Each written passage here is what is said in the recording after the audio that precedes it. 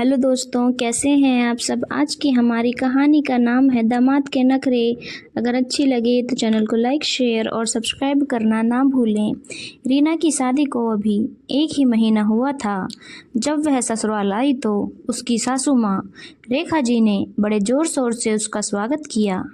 रीना के ससुराल का एक संपन्न परिवार था। उसके ससुराल में एक देवर राजेश व ननद प्रिया व सास ससुर रेखा जी और महेंद्र जी और पति रोहित थे। रोहित एक आईटी कंपनी में मैनेजर था। रीना अपने ससुराल में बहुत खुश थी, पर वह एक बात से हमेशा उदास रहती थी कि जब भी वह अपने पीहर जाने को बोलती तो उसका पति रोहित एकदम गुस्सा हो जाता।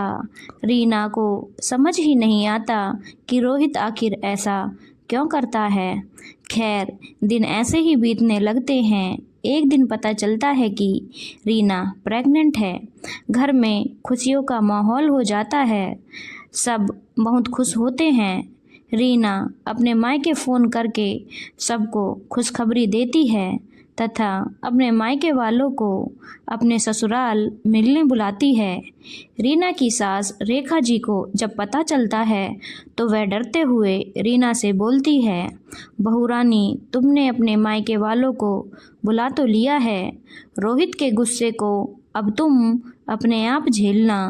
रीना को डर तो लग रहा था, पर वह तैयार थी। आखिर वह जानना चाहती थी रोहित उसके मायके वालों से इतना क्यों चिढ़ता है। जब रोहित ऑफिस से घर आया तो रीना उससे बोली, रोहित, कल मेरे मायके वाले आ रहे हैं तो कल ऑफिस से छुट्टी ले लेना। ये बात सुनते ही रोहित गुस्सा होते हुए बोला, मैं तुम्हारे मायके वालों की तरह फ्री नहीं हूँ। ऑफिस की मीटिंग में जाना है।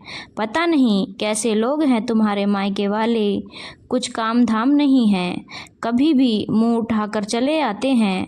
कहते हुए रोहित अपने कमरे से बाहर चला गया। बेचारी रीना को कुछ समझ ही नहीं आया और वह चुपचाप सो गई। अगले दिन दोपहर को रीना के मायके से उसके माँ पापा राधा जी और मनोहर जी और छोटा भाई अजय आने वाला था। रीना ने अपने भाई की पसंद का दाल बाटी चूरमा बनाया था। उस दिन रीना ने रोहित के लंच के लिए दाल बाटी ही पैक कर दिया। रोहित ने रीना से पूछा, आज लंच में क्या बनाया है?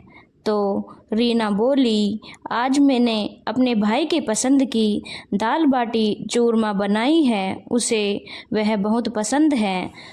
तो रोहित बोला, तुमने किससे पूछकर ये दाल बाटी चूरमा बनाया?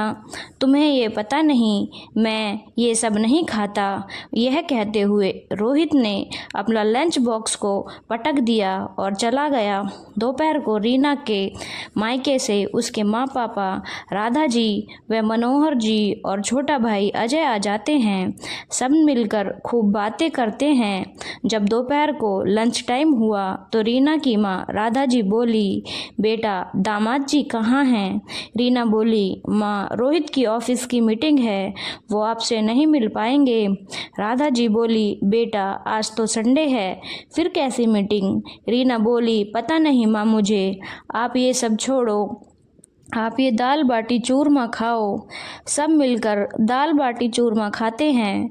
रीना का छोटा भाई अजय बोला, बहुत ही लाजवाब खाना बना है दीदी, इतने दिनों के बाद आपके हाथ का खाना खा के मज़ा ही आ गया।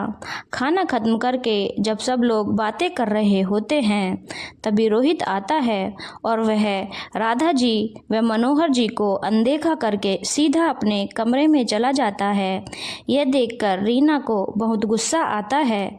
वह रोहित के पीछे पीछे रूम में जाती है और रोहित से बोलती है, रोहित, आखिर क्या गलती की है मेरे माँ पापा ने जो तुम इस तरह उनका अपमान करते हो? रोहित, तुम्हारे इस परिवार को मैंने दिल से अपनाया है। तुम्हारे माँ पापा को अपने माँ पापा मानकर सेवा करती हूँ, उनकी इज्जत करती हूँ। इस परिवार के हर सदस्य को अपना मानकर उनकी सेवा व आदर करती हूँ। कभी किसी को शिकायत का मौका नहीं देती। आखिर फिर भी तुम मेरे मायके वालों के साथ ऐसा व्यवहार क्यों करते हो? यदि मैं भी तुम्हारे परिवार के साथ ऐसा ही व्यवहार करूं तो क्या तुम्हें अच्छा लगेगा? रोहित रीना की तरफ नजरें झुका के देखता है और बोलता है, मुझे माफ़ कर दो रीना, मुझसे गलती हो गई। मुझ में घमंड आ गया था एक दामाद होने का।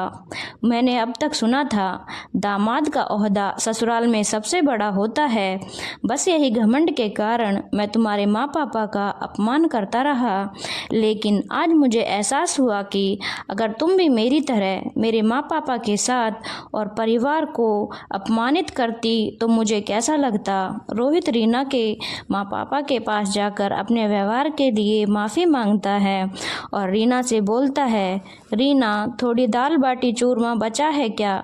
सुबह गुस्से में नहीं खाया था।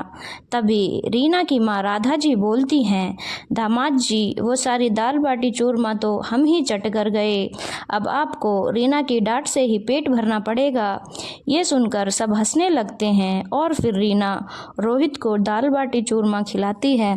धन्यवाद दोस्तों, अगर आपको कहानी अच्छी लगी हो तो चैनल को लाइक शेयर और सब्सक्राइब करना ना भूलें।